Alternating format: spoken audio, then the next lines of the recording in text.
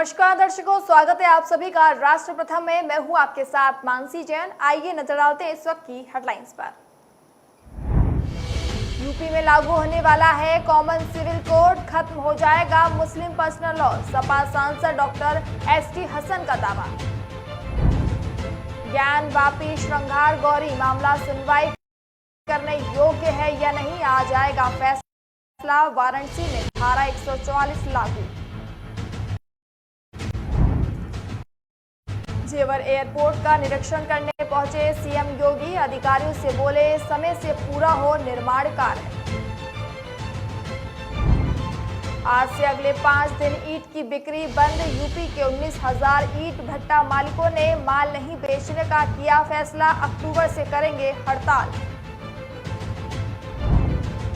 अखिलेश यादव के समर्थन पर मुख्यमंत्री बनेंगे, केशव प्रसाद मौर्य ने ऑफर पर दिया बयान, डिप्टी सीएम ने जवाब दिया।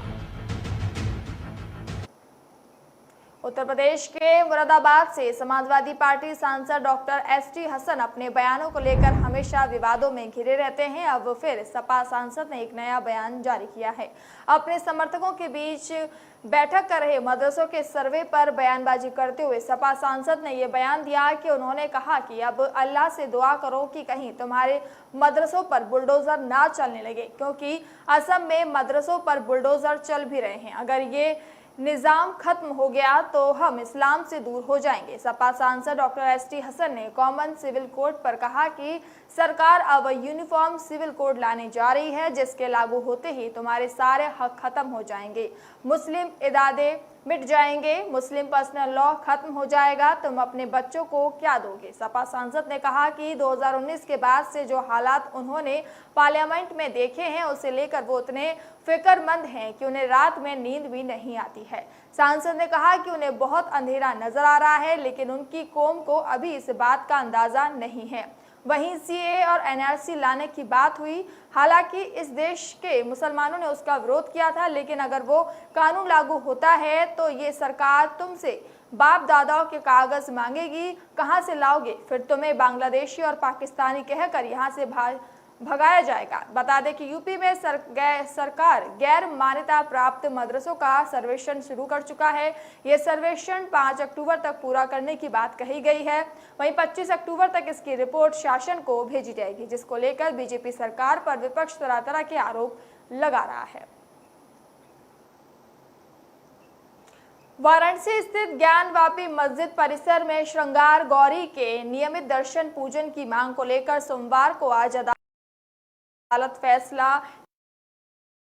लेके इस मामले में वाराणसी के जिला जज ए के विश्वेश की अदालत फैसला सुनाएगी। ये केस सुनवाई के योग्य है या नहीं पर फैसला सुनाया जाएगा। में पहले वाराणसी में धारा 144 लागू कर दी गई है।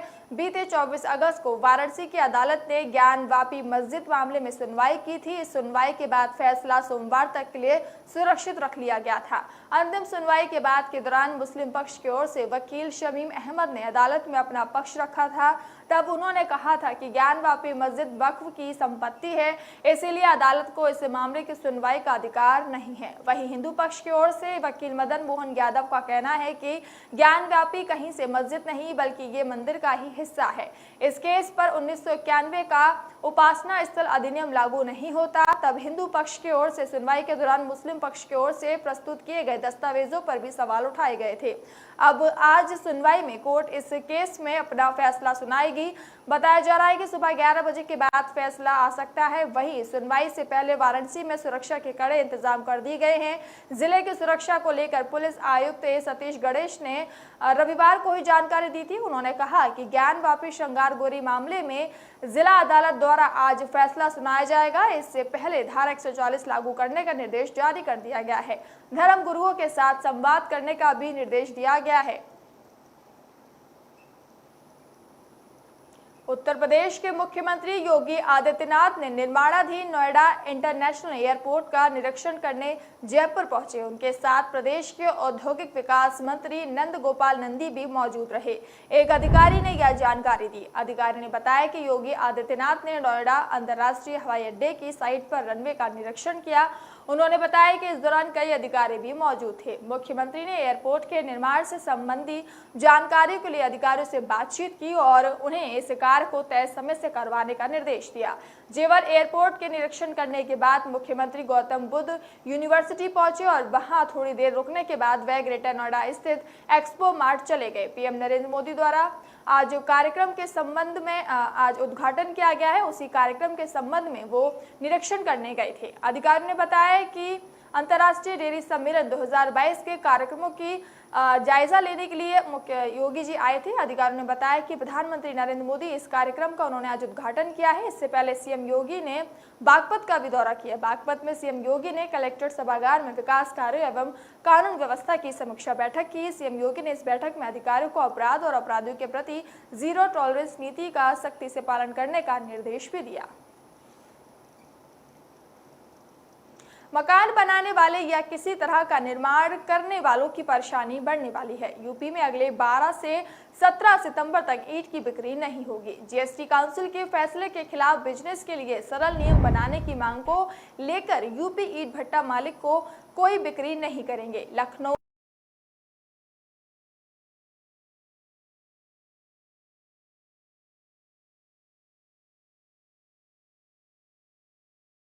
बिक्र किलंत एसोसिएशन के अध्यक्ष राजेश अग्रवाल ने बताया कि 19,000 ईंट भट्टा मालिकों ने अपना काम बंद करने का ऐलान। यूपी में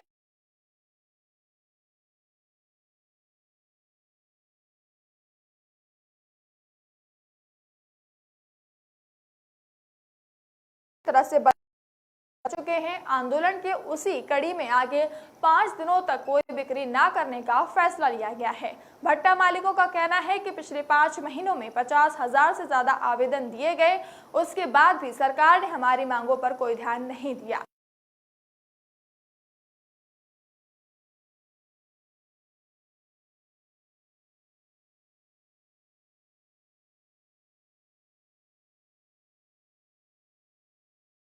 है इससे भी नुकसान और लागत बढ़ गई है। जून से अक्टूबर के बीच पहले ही काम बंद रहता है। भट्टा मालिकों का कहना है कि वो सब दूसरा कारोबार शुरू करने पर विचार कर रहे हैं। वहीं भट्टा मालिकों का कहना है कि एमएसएमई की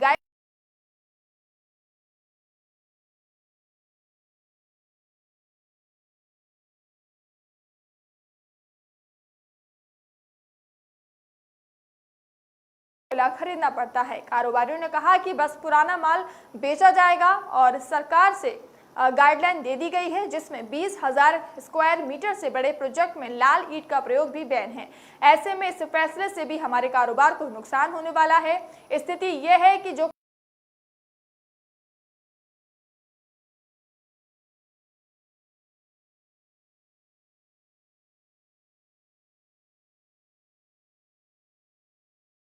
यादव ने बीते दिनों डिप्टी सीएम केशव प्रसाद मौर्य को एक ऑफर दिया था। उन्होंने कहा था कि अगर वे 100 बीजेपी विधायक लेकर आए तो सपा उनको बाहर से मुख्यमंत्री के लिए समर्थन करेगी। सपा प्रमुख के इस ऑफर पर अब डिप्टी सीएम का बयान आया है। सपा प्रमुख के ऑफर पर एक शो में केशव प्रसाद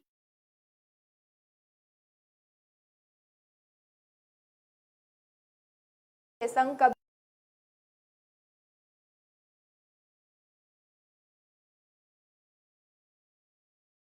ही नहीं सकता है। उनके इस ऑफर को मैं रिजेक्ट कर रहा हूं। डिप्टी सीएम ने कहा, हम उनके 100 विधायक ला सकते हैं लेकिन लाएंगे नहीं, क्योंकि हमारे यहाँ बहुत गुंडों की जरूरत नहीं है। हमारे यहाँ शरीफ लोग चाहिए जो जनता की सेवा करें। मुख्यमंत्री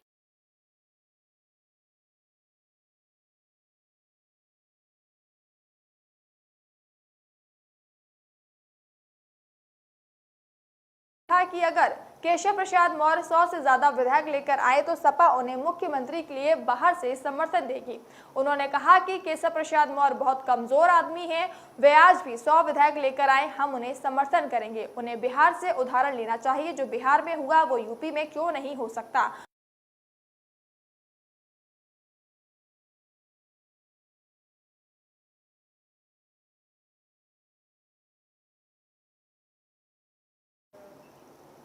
फिलहाल वक्त तो चला एक छोटे से ब्रेक का। ब्रेक के बाद जल्द हाजिर होंगे। दाना लेकर चलती है, चढ़ती दीवारों पर 100 बार फिसलती है। मन का विश्वास रगों में साहस भरता है। चढ़कर गिरना, गिरकर चढ़ना न अखरता है। आखिर उसकी मेहनत बेकार नहीं होती। कोशिश करने वालों की कभी हार नहीं होती। डुबकी या सिंधु में गोताखोर लगाता, जा जाकर खाली हाथ लौट कर आता। मिलते नहीं सहज ही मोती गहरे पानी में, बढ़ता 2 गुना उत्साह इसी हैरानी में। मुट्ठी उसकी खाली हर बार नहीं होती। कोशिश करने वालों की कभी हार नहीं होती। असफलता एक चुनौती है, इसे स्वीकार करो। क्या कमी रह गई देखो और सुधार। जब तक न सफल हो नींद चैन को त्यागो तो, संघर्ष का मैदान छोड़कर मत भागो तो। कुछ किए बिना ही जय जयकार नहीं होती। कोशिश करने वालों की कभी हार नहीं होती। कुछ नया करो।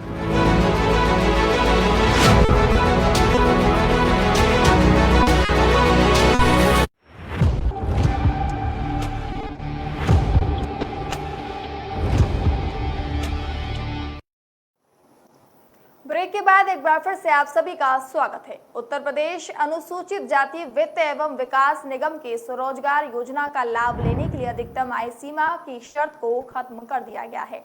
अनुसूचित जाति का कोई भी व्यक्ति इन योजनाओं का लाभ ले सकेगा, लेकिन 2.5 लाख रुपए तक सालाना आय वालों को प्राथमिकता दी जाएगी। स्वरोजगार की इकाई समूह में स्थापित करनी होगी और अनुदान की सीमा भी प्रति लाभार्थी 10,000 रुपए से बढ़ाकर 50,000 कर दी गई है। उत्तर प्रदेश अनुगम की योजना में पात्रता के लिए अभी तक ग्रामीण क्षेत्रों में 47,080 रुपए और शहरी क्षेत्रों में 56,460 रुपए वार्षिक आय सीमा थी। जुलाई 2018 में मुख्यमंत्री योगी आदित्यनाथ ने आय और अनुदान सीमा में वृद्धि के लिए भारत सरकार से अनुरोध किया था। इसी के तहत केंद्र सरकार ने पात्रता के लिए आय सीमा और अनुदान राशि में बड़ा बदलाव किया। अनुगम के चेयरमैन डॉक्टर लालजी प्रसाद निर्मल ने बताया कि उत्तर प्रदेश अनुसूचित जाति वित्त एवं विकास निगम की योजनाएं अब प्रधानमंत्री अनुसूचित जाति अभ्युदय योजना के नाम से जानी जाएंगी। केंद्र व प्रदेश की भाजपा सरकार ने दलित दंश समाप्त करने के लिए महत्वाकांक्षी योजनाओं को जमीनी स्तर पर पहुंचाकर दलितों के आर्थिक सशक्तिकरण के लिए बड़ा कदम उठाया है।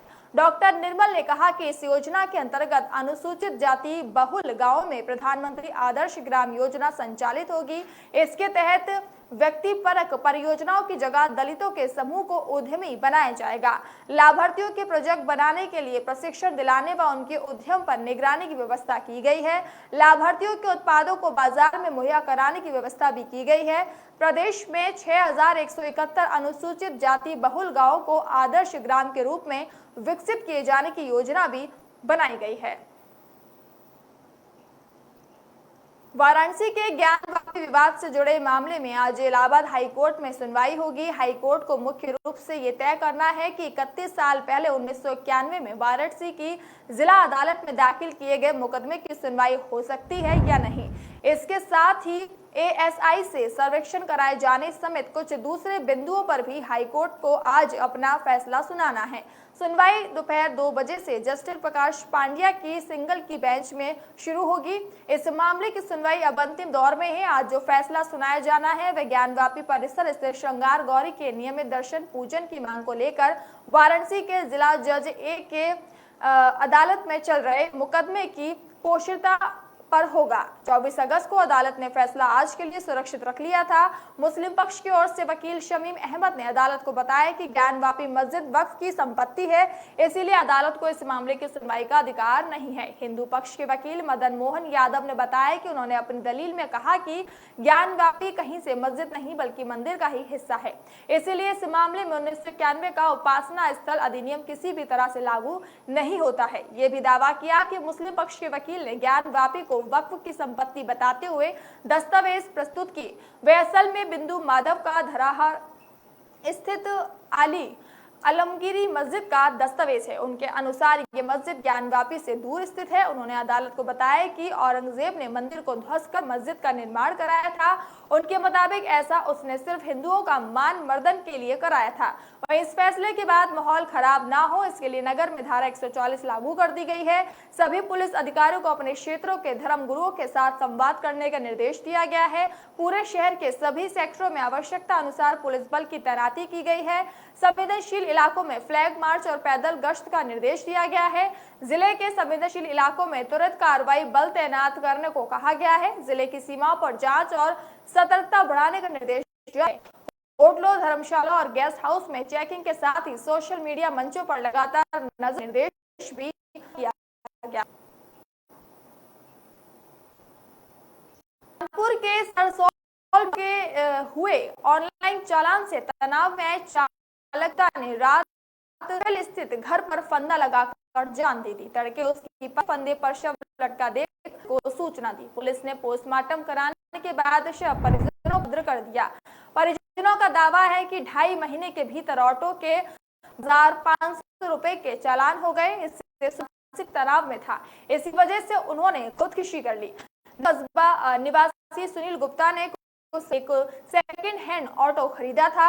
इससे अपना परिवार चला रहे थे। परिवार की पत्नी संगीता वाटल की बेटी है। पत्नी ने बताया कि 21 जुलाई को ऑटो का 10,000 ई चालान हुआ। जब सुनील के मोबाइल पर आया तब जानकारी हुई। तब से वे काफी परेशान थे। संगीता के मुताबिक सुनील पर जोड़कर चालान खत्म करने के प्रयास में जुटे थे। इसी बीच चार को एक और चालान 12,500 रुपए का हो गया। चालान आया तो सुनील बेहद ही निराश हो गए। तब से ही वे मानसिक रह रहे थे। संग कहना है कि इसी वजह से सुनील ने खुदकुशी की है। परिजनों ने बताया कि बरामदे में चादर के फंदे से लटक कर सुनील ने प्रयास कर रहे। एक पड़ोसी ने उनको देख लिया। वहां पहुंचकर सुनील को समझा। परिजनों को भी इसकी जानकारी दी थी। संगीता ने बताया कि देर रात जब की बेटी थी तब सुनील ने सुनील के माता पिता सुनील ने बेटी को गोद लिया था। उसने बताया कि सुनील की बहुत मामूली कमाई थी जिससे परिवार का था, इसलिए चालान का जुर्माना नहीं। अब तो 2 वक्त की रोजाना भी मुश्किल हो जाएगा। दावा है कि सुनील ने चालान होने की वजह से कुछ तथ्य की जांच कराई जा रही है। जांच स्पष्ट हो जाएगा कि आखिर आत्महत्या करने की वजह क्या थी। ट्रैफिक नियमों का उल्लंघन करने पर चालान किए जाते हैं।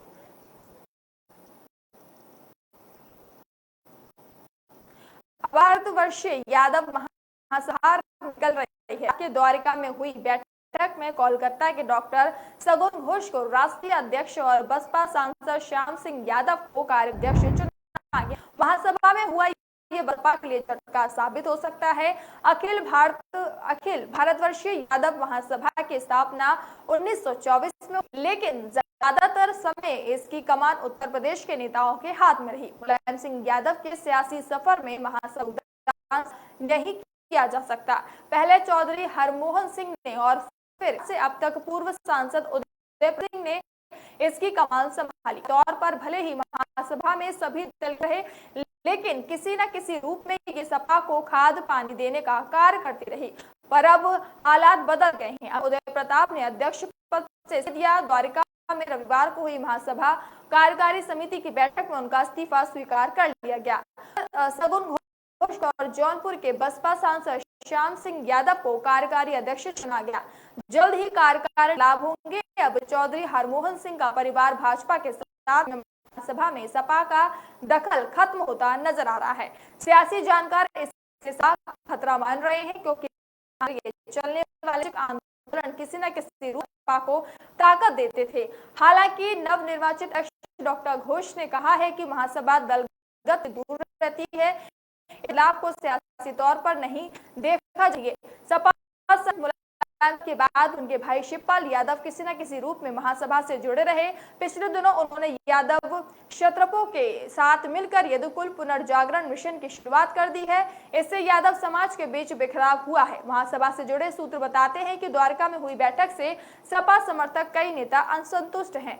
ऐसे में जल्द ही नई दिल्ली में सम्मेलन होगा। इसमें सपा अध्यक्ष अखिलेश यादव को बुलाने की तैयारी है। देखना यह होगा कि महासभा पहले जैसी ताकत के साथ सपा की मददगार साबित होती है। फिर या नहीं।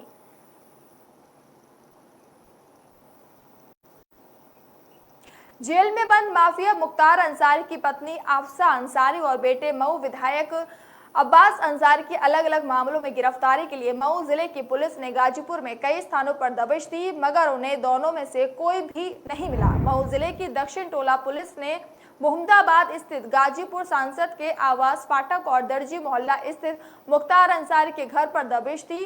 IAS 191 gang leader Mukhtar Ansari और उसके परिजनों की मुश्किलें घटने का नाम नहीं ले रही हैं। पुलिस लगातार एक तरफ जहां अवैध रूप से अर्जित बेईमानी संपत्तियों को कुर्क कर रही है, वहीं मुख्तार अंसारी की पत्नी आफसा अंसारी और पुत्र मऊ विधायक अब्बास अंसारी की तलाश में ताबड़तोड़ दबिश दे रही है। इसी क्रम में मऊ जनपद के दक्षिण टोला पुलिस टीम प्रभारी निरीक्षक अनिल यादव तिवारी के नेतृत्व में गाजीपुर सांसद अफजाल अंसारी के आवास पर फाटक पहुंची, जहां उन्हें कोई सफलता नहीं मिली। वहां मौजूद मोहम्मदाबाद विधायक मन्नू अंसारी से दोनों लोगों के संबंध में पूछताछ की गई। इस दौरान विधायक ने पुलिस टीम को बताया कि इन लोगों की कोई जानकारी नहीं है, दोनों लोग यहां नहीं रहते हैं। वहीं पुलिस टीम दर्जी मोहल्ला स्थित मुख्तार अंसारी के आवास पर दबिश भी देने गई, वहां से भी टीम को खाली हाथ लौटना पड़ा। इस संबंध में मोहम्मदाबाद कोतवाल अशोक कुमार मिश्रा ने बताया कि दक्षिण टोला थाने में दर्ज गैंगस्टर एक्ट के मामले में न्यायालय द्वारा वारंट जारी किया गया है। इसी मामले में मऊ पुलिस दोनों की तलाश में मोहम्मदाबाद आई थी, सफलता न मिलने पर वापस लौट गई। मालूम हो कि कुछ दिन पूर्व मऊ पुलिस ने स्थानीय पुलिस के साथ दर्जी मोहल्ला स्थित मुख्तार अंसारी के आवास पर कुर्की का नोटिस चस्पा किया था। साथ ही मुख्तार की पत्नी को भगोड़ा घोषित करने की माइक से घोषणा की थी। इसके अलावा राजस्थान, पश्चिम बंगाल, हैदराबाद, उत्तराखंड, पंजाब व छत्तीसगढ़ में भी अब्बास की तलाश की जा रही है। लखनऊ महानगर थाने में 2019 में विधायक अब्बास अंसारी के खिलाफ शस्त्र लाइसेंस के दुरुपयोग मुकदमा दर्ज किया गया था। पेशी से गायब रहने पर कोर्ट ने गैर जमानती वारंट जारी किया। बीते 26 अगस्त को कोर्ट ने भगोड़ा उन्हें घोषित भी कर दिया था। देश में कुत्तों की आबादी तेजी से बढ़ती जा रही है। यही नहीं, आवारा कुत्तों द्वारा इंसानों पर हमले के भी मामले सामने आ रहे हैं। लखनऊ में कुत्तों की संख्या को कम करने के लिए बाध्यकरण का काम शुरू होगा। इसके लिए एक और पशु जनसंख्या केंद्र बनाया जाएगा। इंद्रजीत सिंह ने जरहरा स्थित पशु जनसंख्या नियंत्रण केंद्र के निरीक्षण के दौरान ये निर्देश दिया। वर्तमान केंद्र में अब तक 45,000 कुत्तों का बाध्यकरण किया जा चुका है। नए केंद्र की क्षमता भी मौजूदा केंद्र के बराबर होगी, यानी साल भर में 90,000 कुत्तों का बाध्यकरण किया जा सकेगा। इसके अलावा शूटिंग रेंज के पास स्थित हाइड्रोखेड़ा केंद्र की क्षमता को बढ़ाया जाएगा। नगर आयुक्त ने बताया कि नए पशु जनसंख्या नियंत्रण केंद्र में सभी मानकों का पालन होगा।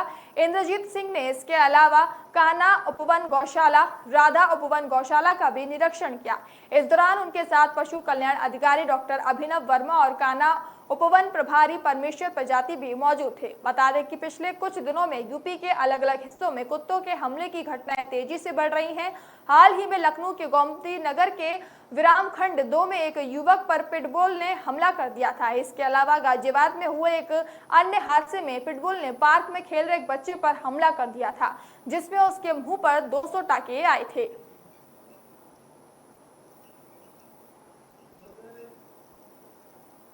फिलहाल इस बुलेटिन में इतना ही। अब मुझे दीजिए इजाजत। नमस्कार।